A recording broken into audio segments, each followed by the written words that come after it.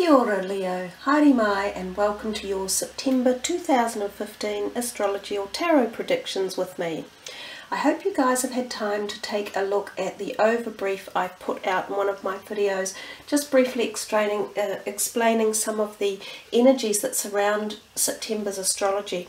They're quite powerful, there's a lot of them, and I think they will affect a lot of people globally, one way or another. The eclipses that are coming in, the two of them are quite powerful and have the impetus to create quite a lot of change, possibly for many months and sometimes even years, just because of the astrological lineup of some of the planets involved. Anyhow guys, we're going to be using these John Holland cards, the beautiful vibration of colour and connection we get with those. We'll use 4 cards, one for each week of the month, and then we'll do a high vibration card at the end. And these two stones over here, this is a beautiful healing point amethyst, which has a little twin point on it, which I think sometimes brings in soulmate or twin flame type energies. And we have the blue howlite stone, which is often a great communicator one way or another. So guys, let's see what cards come up for you. So this is for Leo for September.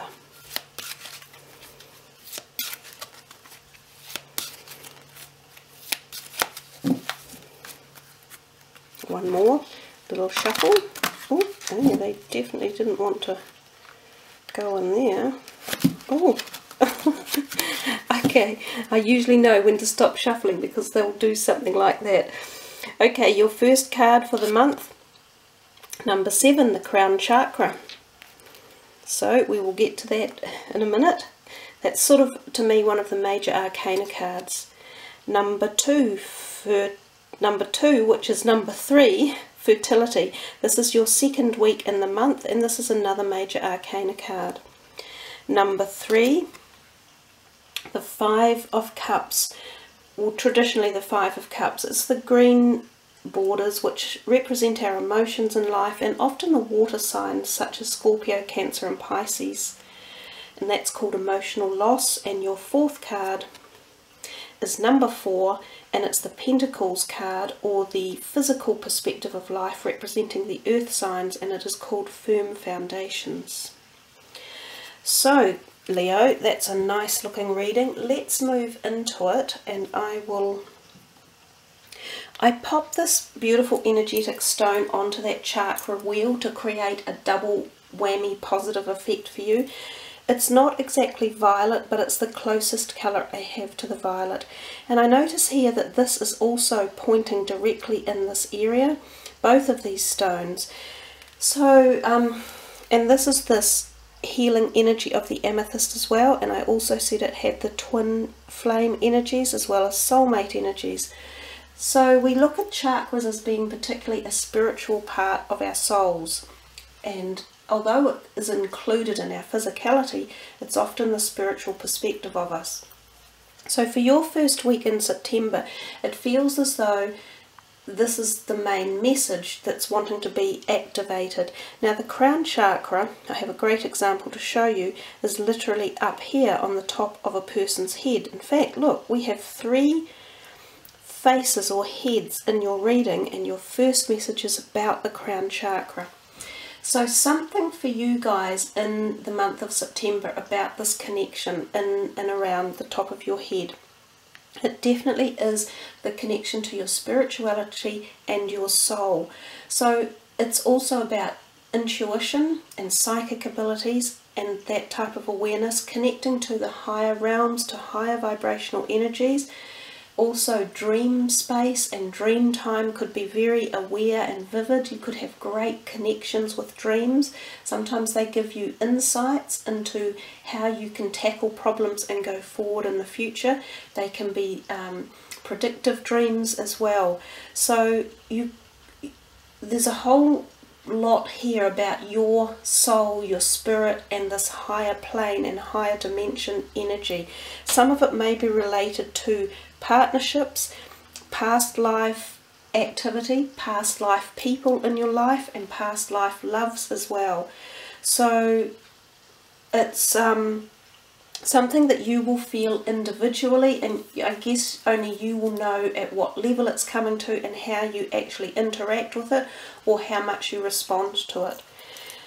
The next card, the number, that's the first week. So we come into the second week, and this is roughly where the first eclipse occurs. The second eclipse occurs around about here.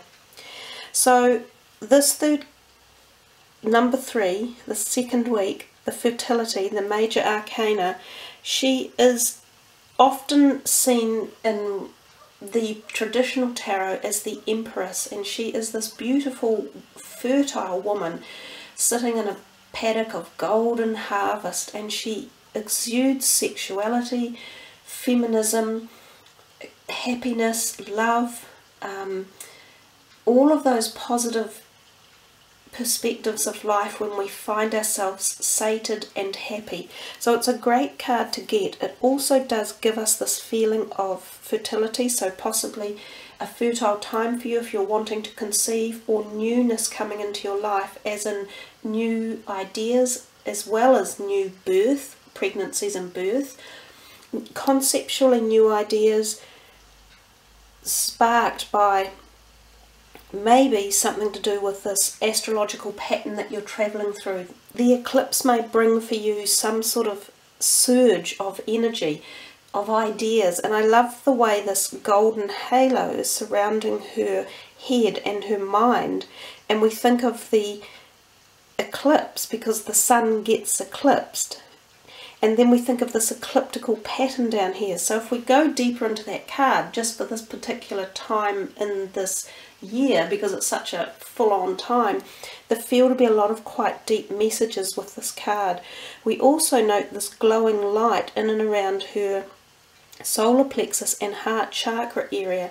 So there's more about the chakra energy activations for you guys in this month. So I think you might feel, you know, energized or new or aware of something that you haven't felt before. It's like you might be, a door has opened and you might suddenly gain access to a whole bunch of previously hidden knowledge about you and who you are and what you want in life. If we come to this third week in September and we see this 5 and the emotional loss, it's the 5 of Cups, and we often think of it as seeing this person who is sitting there looking at 3 cups that have fallen over before him, and he seems very sad at this loss because he's probably spent a lot of time invested in giving love and energy and thought to this particular person or project or relationship, and then he's forgetting to see what is still behind him. So this card often reminds us not to focus too much on the loss in our life or the one thing, that there is always other energies in our life and other people and other support mechanisms. He's feeling a little bit of pain there, and he's holding his heart, and likewise she has some sort of heart energy going on here as well. But we see it as being the chance to accept things for what they are and to move on, to allow the spiral outwards to carry us outwards and into the next part of our journey, and to know that there are always others around offering the support and hope and nurturing, and to also definitely nurture ourselves at these times. So that's your third week. It does have a little bit of a feeling of just, you know, being a bit unsettled around some relationships one way or another. But if we come to the fourth week, which again is kind of in between these eclipses that are occurring, and we see number 4, the firm foundations of your financial sector, if you like, or your grounded energy, the earth energy. And often it does have to do with finances one way or another. Traditionally in the Rider-Waite tarot deck, this is a person who's clutching 4 coins, one of them to his heart, almost exactly the way this person is. Often it can mean your finances are actually okay, but you're a little bit worried about them. And it might pay to be a little bit like this, not to focus so much on what you fear might happen, but rather get out and experience it. You're not in too bad a place with your finances, and if you use logic And exactly as they say here, if you've got everything on a firm foundation and that you're managing it right, it should all go okay. So to relax the worry a little bit or anxiety around it, and know that with the right logic and the right knowledge behind it, you should be fine. I think it does indicate to you to make sure that you're doing it properly. So don't go underhand with any of your financial dealings. If you're thinking of investing or purchasing something big, make sure it's legal. Make sure that it's being handled in the right way with the appropriate legal people, such as lawyers or property solicitors, something along those lines. You may also even be in for a small inheritance unexpectedly.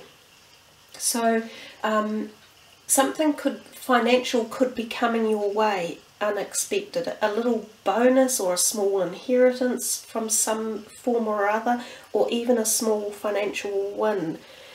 The other thing that this card gives the feeling of is some of you may even be in a position where you get offered a career change, or for some reason a chance to shift residential address or move to another part of a country due to a financial part of something in your life.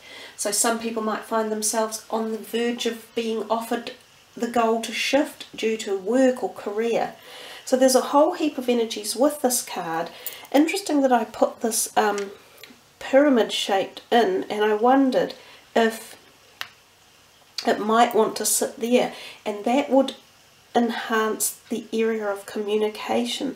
So for any of you with this financial thought on your mind, I think communication is going to be an important part of dealing with it towards the end of September. Now, given it's falling in this eclipse pattern, this might be something quite big that involves, you know, your future. And so communicating about it correctly and making sure that it's done legally could be invaluable for you guys. So think carefully about it as you move on. And remember, this is the end of September, so this energy is carrying you forward as well. So there we are, Leo. Really nice reading. Lots of power in there and new beginnings by the sounds, as are most all of the zodiac signs. Let's see what your end card is going to be.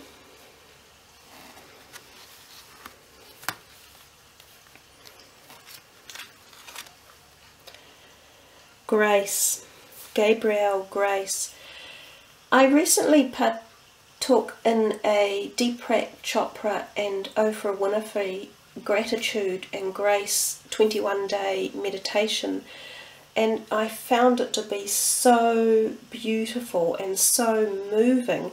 I have a couple of little video links I'll put below for you, but grace basically in our life is the joy of gratitude and acknowledging harmony and balance and love. And when we find grace and gratitude, life flows. It literally flows as beautifully as this white goose, I think he's a goose, is flying. And it's such a gorgeous energy to bring into your life, and it's not that difficult to do. And when you do, any negatives or sorrow or pain or loss just kind of are abated and they're lowered down, and this glorious feeling of harmony and acceptance and gratitude for all the other things in your life just comes back into flow. So a beautiful card to receive, Leo. Really positive, really gentle and nurturing. So thank you all for listening, and I wish you all a wonderful September. If any of you want to have a private reading with me, just follow the links below the video and I will connect with you privately. Other than that, guys, have a fantastic September, and I will see you again in October. So wishing for you all much grace, gratitude, love and harmony. Much aroha. Ka kite anoa. Namaste.